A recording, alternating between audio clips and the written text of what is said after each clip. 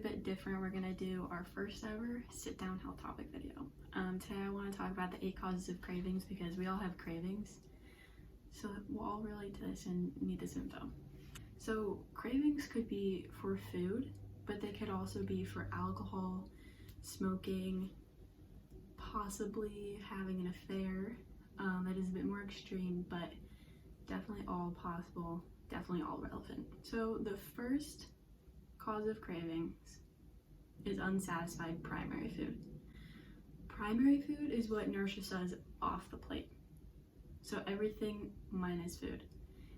This could be spirituality, creativity, finances, career, education, health, physical activity, home cooking, home environment, relationships, social life, and joy. So if one of these is off balance or multiple are off balance, that could cause us to crave more comfort foods or simply just binge on foods when normally if they were balanced, that wouldn't happen as often.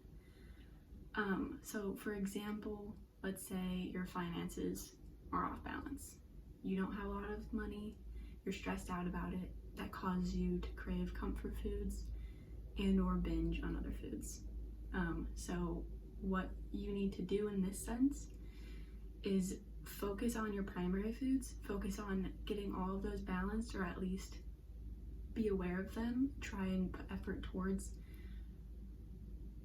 making them more balanced and making them more positive in your life and bringing you more happiness and relief. If those are balanced, you'll probably notice not craving as much food, not eating as much food, not needing to eat as much food.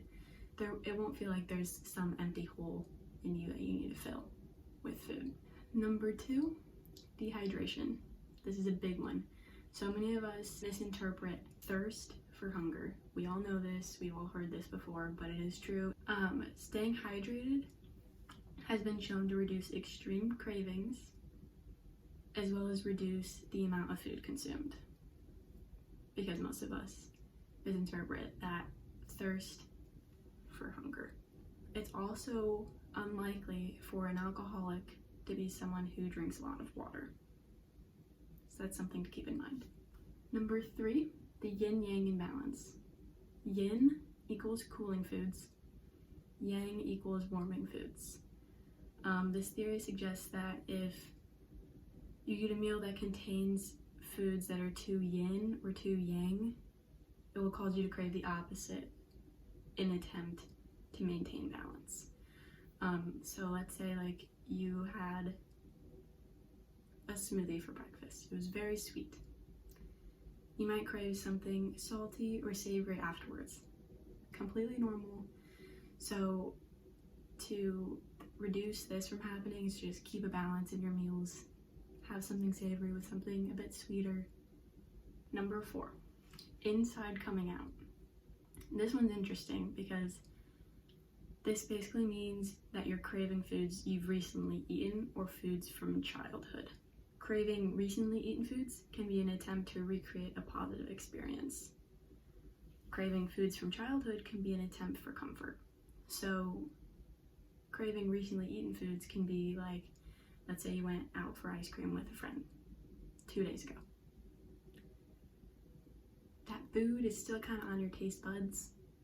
So 2 days later, your body may be like, ooh, I want ice cream again. That was very fun. It was so good. I want it again. So you'll probably have it, you'll probably crave it. And of course, we all know we crave foods from our childhood for comfort a lot of times.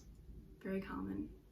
To help with reducing the cravings for foods we've recently eaten, something that you can use is a tongue scraper. After you brush your teeth, wash your mouth out, use a tongue scraper to get those things off of your taste buds. They won't sit there and it'll help reduce that craving. I'm using my hands a lot. 5 is seasonal. This is a very common one. So like in the summer you crave more cooling foods, in the winter you crave more warming foods. In the fall it's more grounding foods, and in the spring it's lighter foods. This also goes along with holiday associated foods. This one's very normal. There isn't really a way to get it to not happen, and it's not bad. your body is just craving those things because it wants to maintain a good bodily temperature. Number 6 is lack of nutrients.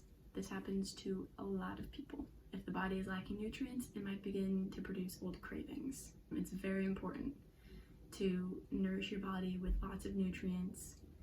You can still, of course, have the less nutrient-dense foods, but you definitely need to prioritize bringing in those nutrient-dense foods into your body.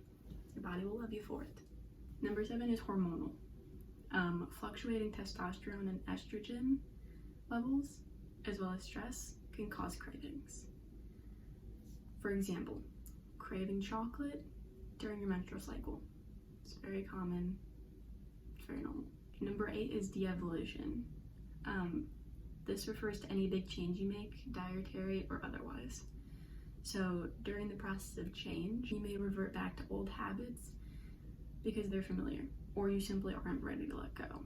A good example of this would be, maybe let's say you changed your diet over the years. Let's say you're in your 30s and you decided, I need to have a better diet. You may be going well for a week, 2 weeks, a month, and then you're like, this is getting so hard. I just want comfort food. I want a meal that my mom used to make when I was growing up. It's very normal. Or let's say you used to drink and party all the time in college, but now you're out of college and you're like, I have to be more professional. I have a job now. I have more responsibilities. I need to not drink as much. You may have a craving for that, partying, for that drinking all night kind of lifestyle. That may happen. So that was all of the causes for cravings, but the one thing I wanted to mention was that cravings are not bad. You need to listen to your cravings. If you don't listen to your cravings and put them off, you don't allow yourself to eat the foods that you're wanting, maybe have a drink if you're really wanting it, you may end up in a month, maybe 2 months, maybe 3 months, when you eventually allow yourself to finally have that food or have that alcohol, you're gonna binge on it, and it's not gonna be good. Your body's gonna hate you for that. You're gonna feel sick, you're gonna feel poopy, okay?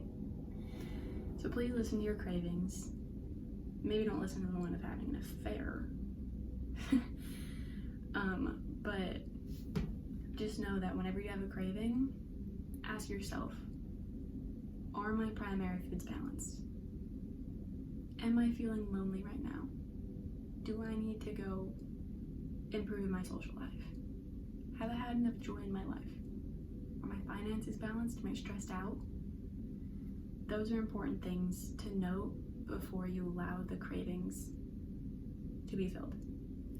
Because if you don't, then you're probably gonna feel fine after you eat the food or have a drink, and you're never gonna address that again, and you're just gonna keep having this craving over and over and over again, and you're just gonna feel like, what the heck is going on?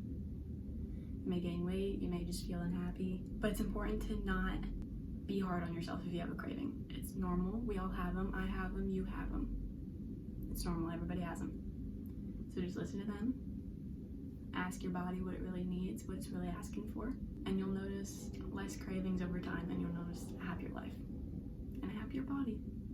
So thank you for watching. I hope you enjoyed this. I hope it was informative for you, and I'll see you in the next video.